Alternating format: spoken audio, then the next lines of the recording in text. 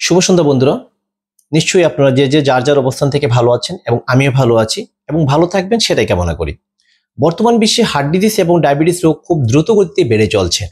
এ দুটো নীরব ঘাতক রোগ আমাদের অসচেতনতা বা অজ্ঞতার পরিণাম।